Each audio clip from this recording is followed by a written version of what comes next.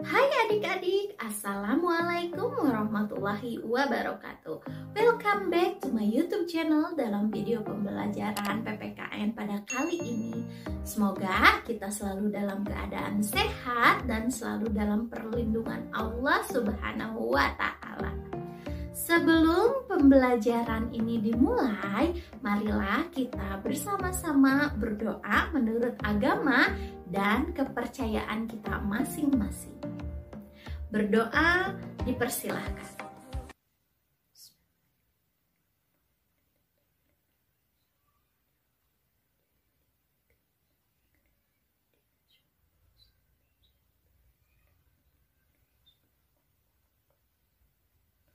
Selesai. Pada pertemuan kali ini kita akan melanjutkan materi kelas 7 yang sudah dibahas di minggu sebelumnya, yaitu di pertemuan yang ketiga, yaitu materi bagian B mengenai arti penting norma dalam mewujudkan keadilan. Dan materi yang akan dibahas hari ini adalah materi di pertemuan yang keempat, yaitu mengenai fungsi norma hukum, nilai-nilai keadilan, dan alasan-alasan pembenaran penjatuhan hukuman bagi sang pelanggar hukum. Sebelum membahas materi pada kali ini, silahkan persiapkan terlebih dahulu. Yang pertama, persiapkan buku tulis dan alat tulis untuk dapat mencatat poin-poin penting dari materi yang akan disampaikan. Yang kedua adalah mempersiapkan buku paketnya, yaitu buku paket PPKN halaman 49 sampai 53 ya. Pada pertemuan yang ketiga, kita telah membahas materi sebelumnya, yaitu materi mengenai 3 fungsi norma.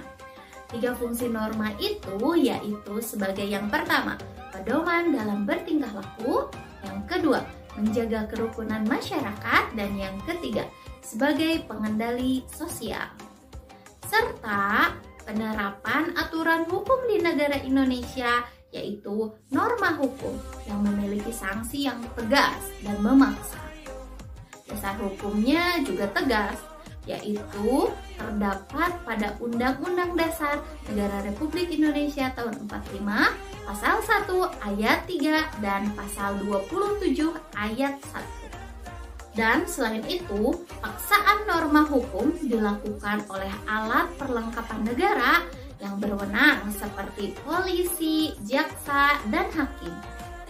Nah, kita akan lanjutkan kepada materi hari ini ya.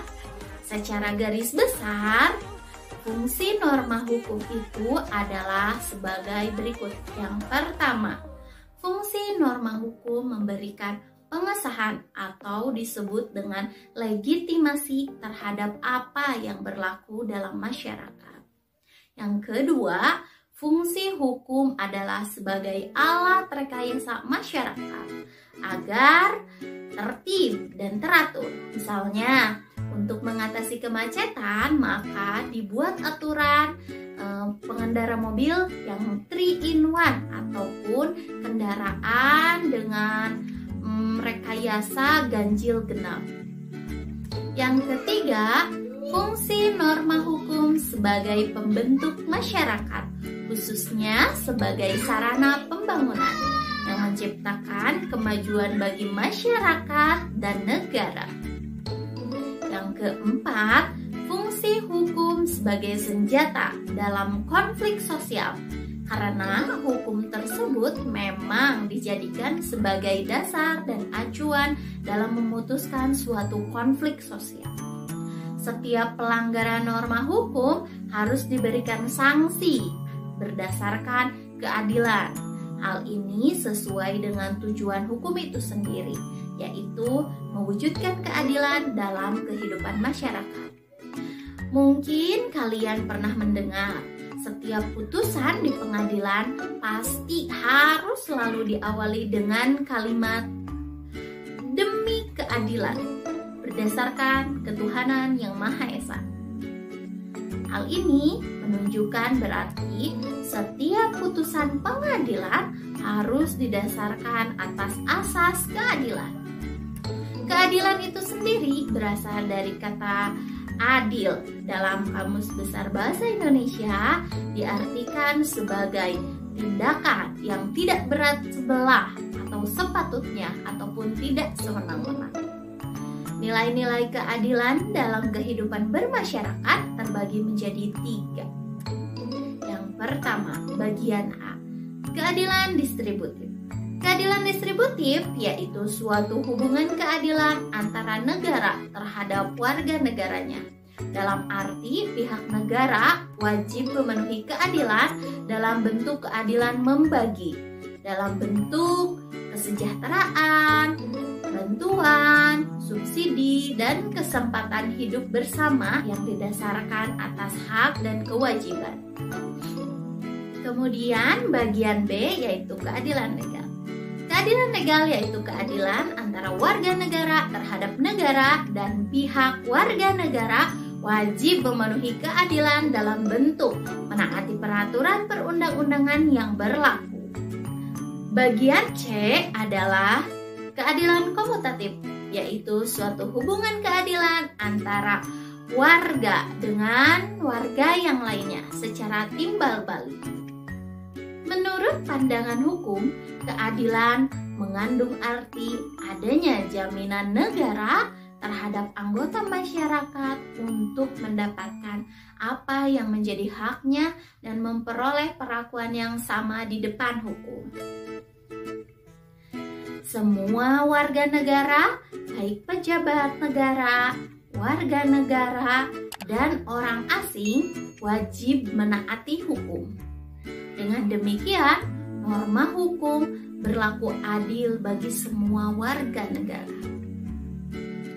Barang siapa melanggar suatu aturan hukum, maka akan dikenakan sanksi. Penjatuhan hukuman bagi pelanggar norma hukum dapat dipandang sebagai bagian dari proses koreksi dan pemasyarakatan, sehingga orang yang dihukum bisa menjadi orang yang lebih baik lagi dari sebelumnya dan dapat kembali lagi ke tengah-tengah kehidupan bermasyarakat. Dijatuhkannya hukuman secara ilmiah mempunyai dasar pembenaran, yaitu untuk kepentingan sebagai berikut. Bagian A, sebagai pembalasan atas kesalahan yang dilakukan. Yang bagian B sebagai penjeraan supaya jerak tidak mengulanginya kembali. Yang bagian C adalah rehabilitasi. Rehabilitasi itu merupakan pemulihan pada kedudukan yang lebih baik. Dan yang bagian D menyebabkan tidak dapat lagi melakukan kesalahan dan tidak diulangi lagi ya. Dan yang bagian E yaitu mengisolasi atau memisahkan pelaku untuk mencegahnya melakukan kesalahan yang dapat membahayakan orang lain. Di dalam hukum pidana, hukuman itu dibagi menjadi 2 macam, yaitu hukuman pokok dan hukuman tambahan.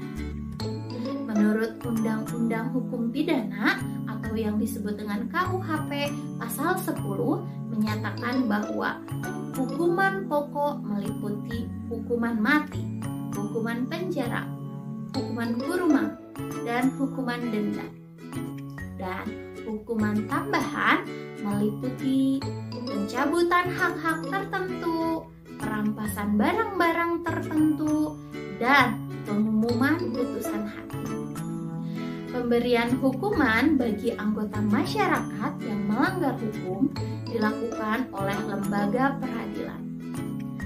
Adapun sistem peradilan di negara Indonesia terdiri dari peradilan umum, peradilan militer, peradilan agama, dan peradilan tata usaha negara.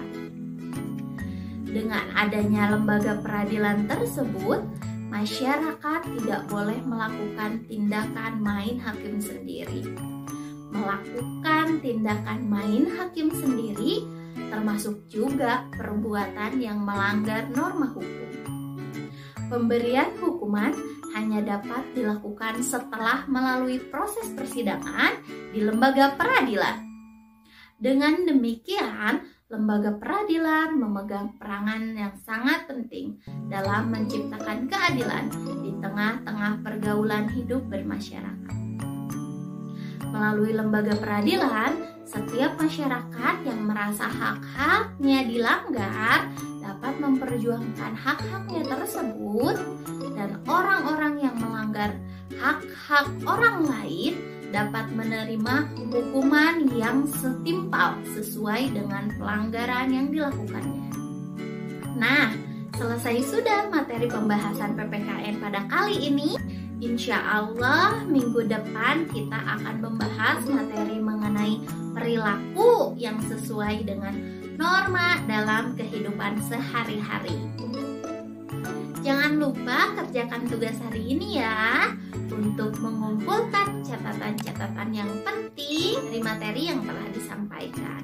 Dan jawablah pertanyaan yang diberikan untuk menambah pemahaman kalian seperti yang tergambarkan di samping. Saya ucapkan terima kasih telah menonton video belajar pada kali ini, dan akhir kata saya ucapkan wassalamualaikum warahmatullahi wabarakatuh. Salam Pancasila.